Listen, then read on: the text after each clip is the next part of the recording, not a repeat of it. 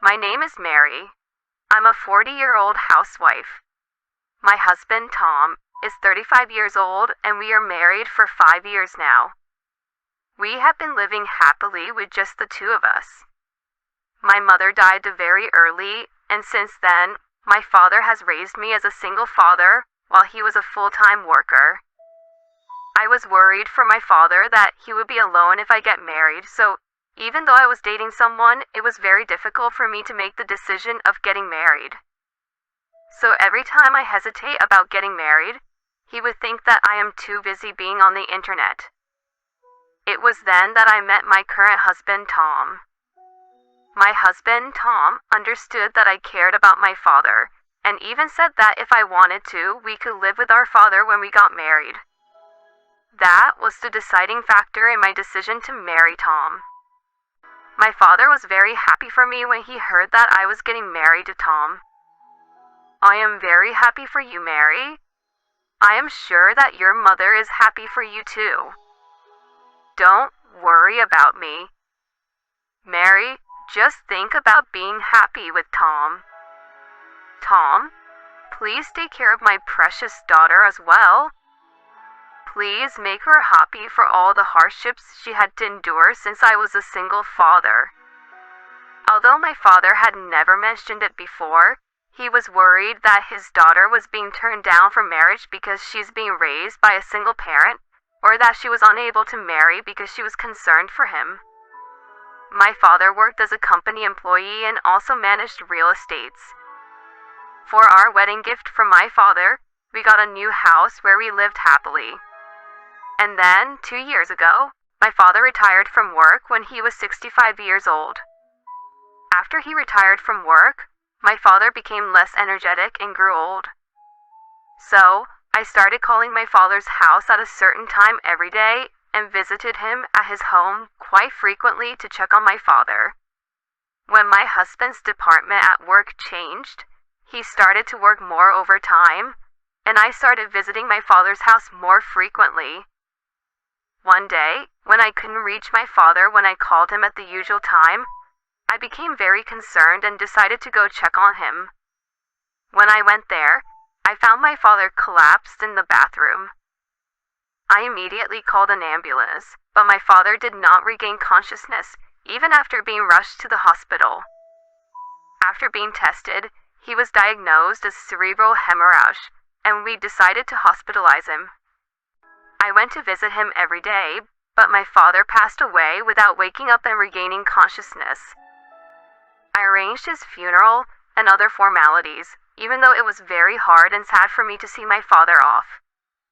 The wake and the funeral were held within my family, but relatives who were after the assets swarmed us like hyenas, saying that they had been promised to be given inheritance by my father, which made this situation very difficult and hard on me. However, thanks to the fact that my father had left a solid will in my name, I was able to inherit all of his estate, including his savings and real estate. This will made my heart filled with love for my father even after his death. At the time, I had no idea that there will be more harder times than this.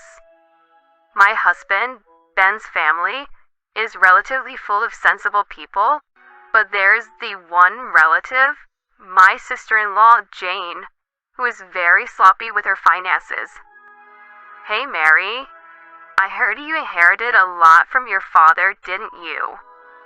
Even though we are in-laws, we did become sisters, so please help me out because I actually need help. Jane was in debt, and she was coming to me for money for some time now, even prior to my father's death. Every time she comes to me for money, I rejected the request, but since she has been very persistent recently, I am very stressed out about this. Then one day, I received an invitation letter which was addressed to me. The invitation letter was about the high school reunion. When I was contemplating about RSVPing to the reunion, that's when Tom approached me. Honey, why such a stern face? I have a reunion coming up, but my father just passed away and I don't really feel like going to it. You should go to change your mood. I know you're very sad, but your father won't be happy if you keep on just moping around. That is true. Since Tom recommended, I have decided to attend the reunion. Then, the day of reunion came. I was enjoying conversation with my old high school friends I hadn't seen in a long time. When I went to get a new drink and was alone, one of my old classmates approached me. Hey, Mary. Long time no see. Hey. I'm sorry, have we met? Yes, we have met. Don't you recognize me? I'm Josh, your old classmate. Even when he told me his name, I still couldn't remember him, but he seems to definitely remember me. Why don't we catch up? When I didn't know what to do. Mary, what's going on? Did you get my Coke? Jessica questioned me. Thanks to her, I said, sorry, my friend is waiting on me, so I should go. And I was able to leave him behind. When I returned, Jessica looked worried. Hey, Mary, is everything okay? Did he say or do something to you? We were just talking a little bit. He said he was Josh, but I don't recall any Josh. Do you know him? Yeah, he's that preppy guy who was the captain of our basketball team. He was the heartthrob who was very athletic and was good looking. Oh yeah. Since he changed his hairstyle and we didn't have anything in common back then, I didn't notice him. You better watch out for him. He's still known to be fooling around. Since he has been checking you out today, maybe he caught your attention. No way. I am married now and I don't look like his type to fool around. Even though I scoffed off what Jessica was telling me, Josh kept on trying to talk to me. So every time Josh would get close, I would try to talk and look busy with other people. But when the reunion was about to end, he got the chance to talk to me. Mary, are you trying to avoid me? If you are, I am hurt. Or are you trying to play hard to get with me? Oh, please. I'm not trying to play hard to get. You shouldn't be mad. I'm just playing with you. What are you talking about? I am happily married. There are plenty of people who still have fun, even if they're married. You know what? To tell you the truth, I actually liked you for a very long time, Mary. Since we have a lot to catch up, why don't we just have a drink after this? No way. If you want to drink, why don't you go to the after party with everyone for it? I was able to cut him off and catch a taxi to return home. I thought I will never see Josh ever again. However, more outrageous situation was awaiting for me after this. The next day, when I was working at the diner for my part-time job, a man I have seen before has entered the diner. I got a glass of water to wait on him when I realized it was Josh who came to the diner. What are you doing here? Wow, what a coincidence. I'm very lucky to see you here, Mary. Are you kidding me? Who did you find out from that I was working here? First, can you get my order? I would like to have 1 cup of coffee. I reluctantly took the order and served him his coffee. After finishing this coffee, just leave. It says I can have seconds for free. Let me enjoy my time here. After drinking and finishing his 3rd coffee while talking to me, he finally decided to pay. I was very relieved when he was finally leaving, but Josh didn't take the hint and told me, I like this place. I will come to get my coffee here more often now. After he said this, he left the diner. Since I was just a part-time worker at this diner, I couldn't ban him from coming to the diner, and from that day, he started to come to the diner every day. I talked to my boss about it, but since Josh was just talking to me and wasn't causing any trouble, he couldn't do anything about it. wanted to tell Tom about it too, but lately, he has been very busy with work that I couldn't tell him about Josh. Some days later, I had a day off from my part-time job. Since I didn't have to see Josh's face because of my day off, I was very happy. But then, when I returned from my shopping, I was very shocked. Mary, welcome back. You were gone for a very long time. Josh was in front of my house. Why are you in front of my house? How did you find out where I live? Because we're soulmates. I know where you are. Stop freaking me out and please leave. You are cold-hearted. You should choose me instead of your husband who is always not at home because of work all the time. I will and can give you good times. As he said that, Josh hugged me from behind. A chill ran down my spine and I couldn't take it any more of this from Josh. I found myself pushing Josh away. Then, a few days later, on a rare occasion of when Tom was at home, my sister-in-law Jane came to visit. Tom said, "We need to talk," and had a very serious face with Jane beside him. I had the feeling that you were acting very weird after that reunion, and then realized, you are seeing someone else, aren't you? Huh? What are you talking about? Don't pretend you don't know what we are talking about. We have evidence.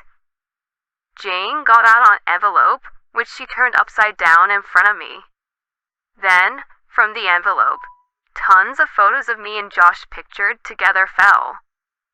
The pictures of us together at the reunion, and the pictures of us together at the diner. And also the picture of Josh hugging me right in front of my house. Only from looking at the pictures, it seemed that I was having an affair with Josh. See, this is the evidence. I am getting divorced with you. Pay the alimony of $50,000 all at once. Tom and Jane are grinning when he said this, and made it obvious that they are trying to frame me to get a divorce with me. I pretended to not know anything about them trying to frame me and decided to divorce Tom. Fine. As you say that you have the evidence, let's get a divorce. You can rest assured that alimony and property division will be taken care of. To my words, Tom and Jane looked at each other smiling. I have no intention of letting them go off the hook so easily. From here on, they will pay for what they have done to me. Oh yeah, what I inherited from my father won't be the subject of property division. What? Tom and Jane was stunned when they heard this. It was Tom who came to his senses first. Why not? You're supposed to split all the money earned after marriage equally. That's right. If it is the money earned by working during the marriage, we should split it equally because we cooperated. But the property I inherited from my deceased parents wasn't acquired through the corporation of you, was it? The property I inherited is called separate estate, which is not the subject of splitting it equally. Didn't you know? That's too bad, since you were only just after my inheritance. Whoa! Do you want to know why I know this? Josh, who is in all of these photos, told me everything. The day Josh came to my house, I called the police on him. He was warned by the police, and after that, very next day, he got scared and he came back to see me. I am very sorry. Jane, my coworker asked me to flirt with you. Josh got down on his knees to apologize and started to talk about everything he knew. To my surprise, Jane was the coworker who had asked Josh to do so. When Jane heard about the reunion from Tom, she asked Josh, "Hey, Josh, are you attending the same reunion as Mary is attending?" If so, could you set a honey trap on her for me? If my brother can get a divorce from Mary, then Tom will get property division, and if all goes well, you will get your share for helping us out. By promising his share, Jane was sure that Tom and I will get a divorce. Because Josh wanted him some money, he started flirting with me, and Jane tried to take pictures of that. That's how they got the fake evidence photos and tried to get money out of me. Hold on, I told Josh to flirt with you? Where's the evidence of that? You're the one who's making up everything, aren't you? Jane denied everything. Oh, I have evidence. Look at this. Then, I showed my screen of my smartphone. I actually saved the screenshot of the conversation of Josh and Jane on WhatsApp. And I also have the screenshot of Tom and Jane's conversation on WhatsApp. The conversation included such as, I was very surprised. I didn't expect that I would bump into you in front of the Holiday Inn. Me too. Please don't tell Mary about this. Of course. You too, please don't tell Brad about the guy you saw me with. Sure. By the way, the woman you were with is so pretty. Tell me how you met her. She's from my department and I work with her. I met her at my work. We're together every day and I can't be happier. You are with her every day. How can you be so blatantly cheating on Mary and not get caught? If I tell her that I am working overtime, Mary won't ask me anymore, and since she loves her father too much, she's always at her father's house. Since her father passed away, she has been moping around the house and I can't stand her. Hey, ha ha ha.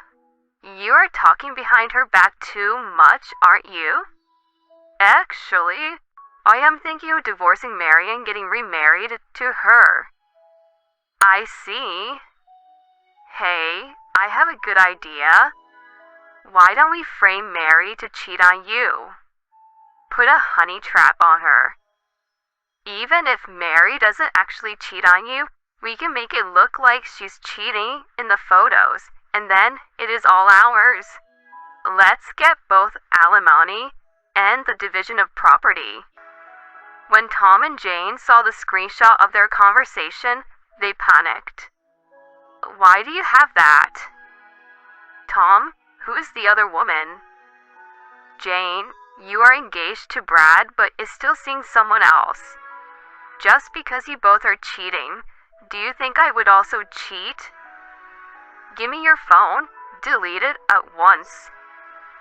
Tom tried to take the phone away from me. Oopsie, my hand slipped. No way. My father? What? Oh my God. Hurry up. Hurry up and cancel the photos she has sent to him. They were both rushing, trying to cancel what I have sent to the father-in-law, but before they could do so, my father-in-law saw and read what I have sent. When Tom and Jane found out that I accidentally sent the screenshots to their father, they turned pale. Then right after that, my father-in-law, Ben, has called me on my phone. Tom, it's your fault, so you should pick up the phone. No way, Jane. You're the one who came up with this plan, so you should take the responsibility and pick up the phone. Tom and Jane was pushing the phone around between them. In the end, Jane said, "You should do something about it," and returned my phone to me. I picked up the phone and explained everything to Ben. That evening, a family meeting was to be held at Ben's house. Of course, Tom and Jane was scolded and punished by their parents. Both of you cheated, and trying to blame your wife for cheating when she didn't, I can't believe this. I am very embarrassed by you too. We owe Mary's father a debt of gratitude for all the help he gave us all of the years we needed. How dare you repay that favor by doing such horrible things? My mother-in-law, who is usually very calm, is looking at her children like as if they are pieces of filth, and Ben was just very angry with them. In fact, my father and my father-in-law had a long business relationship, and my father always helped Ben when he was in trouble. Ben turned to me and bowed deeply. Mary, I apologize for my children for causing you such trouble. I have no words to express how sorry we are. Since Ben urged me into it, I decided to file a claim for alimony to Jane, Tom, and Josh. However, even though we were still discussing divorce and alimony, my husband packed his bags and left, and wasn't able to reach him by phone. When I asked my in-laws about the whereabouts of Tom, they didn't know where he was, but I had a feeling of where he was, so I hired and requested an investigator to find him. Then, it turned out that Tom was crashing at his co-worker's house, who he was having an affair with. I was just stunned. So, I decided to send the photos of him having an affair with a co-worker to the workplace, and also demanded Tom for the alimony. This made Tom and his mistress's position in the company worse, and my husband was sent away to a department which was for like an outcast. Since the mistress was a temp worker at the company, she got laid off quickly. The company who sponsored her as a temp worker was reported of this also. While having Tom being investigated, I also investigated about Jane and found out that she was seeing not one, but 2 other men.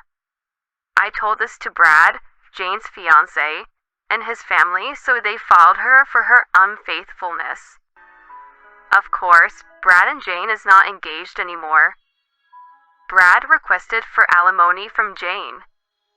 After that, Tom and Jane were so distressed that they cried to their parents, but they did not help them and just disowned them. When Tom and Jane just tried to frame me, they didn't expect that things will take wrong turns for them. And thanks to my lawyer, I was able to finalize my divorce. While I felt that it was finally over, I also realized that now that my father had passed away, I was now alone. I thought I would be lonely, but thanks to my friends who knew about what was going on encouraged me, and thanks to my former in-laws who cared and took care of me, I am surprisingly having a good time. Every once in a while, my ex-husband, Tom, would call and say, "You were and are the one. Let's get back together." He would say such nonsense to get back with me or to borrow money from me, so I ignored his calls. Every time he would message me, I send the screenshot of the messages to Ben. Then, Ben will scold and punish Tom about it. I don't think Tom hasn't learned. Maybe Tom doesn't even have the brain to learn. Since then, Josh doesn't show up to my diner anymore, and since now I am single and not dependent to anyone, I decided to work as a full-time worker. From now on, I will work harder than ever while managing the assets my father left me.